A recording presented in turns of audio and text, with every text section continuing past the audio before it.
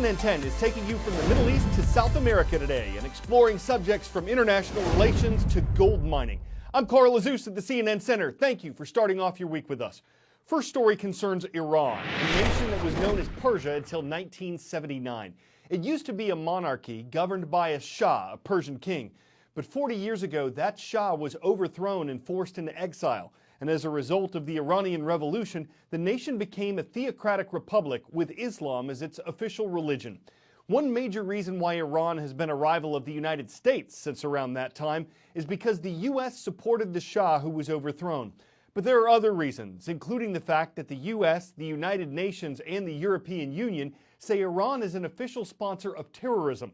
That's why they've imposed sanctions or penalties on Iran's economy. As the Middle Eastern country celebrates a revolution milestone this year, its military is showing off a new ballistic missile, a weapon that is said to be capable of traveling more than 600 miles. An Iranian military official called the missile's development an achievement. But the country's missile program concerns other nations around the world, including the U.S., because Iran's supreme leader has called for the destruction of Israel, a U.S. ally in the region. The return from exile of Ayatollah Khomeini in February 1979 and the overthrow of the U.S.-backed Shah marked the culmination of the Islamic Revolution. Businessman Abdul Ghazem Shafei says he organized opposition groups in those days. 40 years later, he believes the revolution produced mixed results. Religiously and ideologically, the revolution achieved its goals, he says, but economically, due to sanctions and domestic mismanagement, we've not yet reached those goals. The Islamic Revolution also an uprising against America's support for the Shah. In late 1979, Iranian students stormed the U.S. Embassy in Tehran, capturing and holding hostage more than 50 Americans for more than 400 days. U.S.-Iranian relations have never recovered. Hardliners still chanting "Death to America" at Friday prayers, even though Iran's supreme leader recently tried to tone down the rhetoric. Let me make something clear for U.S. leaders, he said. Death to America, it means death to American rulers. We have no problems with the American people.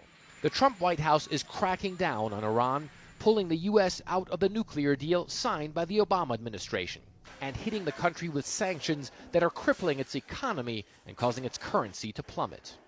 The U.S. says Iran is a threat to Israel and America's allies in the Middle East, and lashed out at Iran's ballistic missile program. Iran's answer, a defense expo praising the rockets. Iran shows no signs of bowing to American and international pressure. The country says it will continue to develop its ballistic missile program, which it says is solely for defense purposes. For the first time, Iran recently released video of one of its underground missile assembly facilities. 40 years after the beginning of the Islamic Revolution, the confrontation between the U.S. and Iran continues. Fred Pleitkin, CNN, Tehran. Second stop this Tuesday is in South America. We've told you how a collapsing economy is leaving many people in Venezuela hungry and unable to get the hygienic and medical supplies they need. Well, help is flowing to Venezuela from nations around the world, but some of it, at least, has been stopped at the country's western border with Colombia. Beginning last Friday, 2 truckloads of food and medicine from the United States were prevented from rolling onto Venezuelan soil. The country's president, Nicolas Maduro, said, quote, "We are not beggars," and he added that the humanitarian aid is intended to humiliate Venezuela and justify military aggression.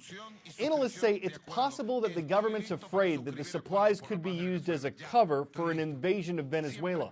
But Juan Guaido, who declared himself the new Venezuelan president in January, said the aid would be let in because it's about saving lives, and that the officials who block it are keeping medicines and food from people in need. As inflation in Venezuela spins out of control with prices for everyday items soaring beyond what residents can pay, countries like Canada and Germany have pledged millions of dollars to help. What's unclear is whether the Maduro administration will accept it. 10-second trivia. Which of these countries uses a currency called the Nuevo Sol? Chile, Peru, Argentina, or Brazil?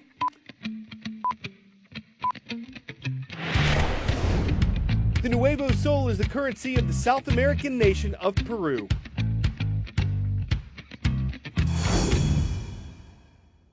The Nuevo Sol has also been a relatively stable currency over the past 10 years. It's a reflection of Peru's strong economy, one of the best in Latin America. But though the country's poverty rate has decreased substantially, it's still around 22%, meaning over a fifth of the nation's 31 million people live below the poverty line. That's part of the reason why illegal gold mining has skyrocketed. Peru is a major producer of gold, and a lot of the mining there is allowed by the government. But the kind that's not allowed takes only a few hours for someone to learn how to do. It can bring them cash quickly. It's made gold Peru's most valuable illegal export, and the rainforest is paying the price. Their illicit two-wheel taxi service is known as Los Tigres. My driver, one of the thousands of young men who have come from all over Peru, lured by an operation that could net $100 a day or get them killed. We ride for 20 minutes before the lush green begins to thin. The jungle floor turns to sand. A half mile further, and the rainforest is gone. It's like we've entered a completely different ecosystem. From jungle to desert in a matter of feet. Oh, this didn't exist. These lakes didn't exist. Nothing did. It was just flat forest, like we went through. This is all man-made. Wow, oh my God. Oh my God. And these are all toxic pools now. This is all mining pits that are filled in after it's been abandoned with rainwater. They use an old, brutal method, merciless on the land, cutting down trees, blasting riverbanks with diesel-powered fire hoses, creating a slurry that gets sifted until, eureka, a tiny flake of gold. Since this land only holds 2 grams of precious metal per ton of mud, mercury is needed to pull the gold from the sludge. And what effect does that mercury have on the living things here, including the people? Well, it's magic for the mining process, but it's poison for everything else.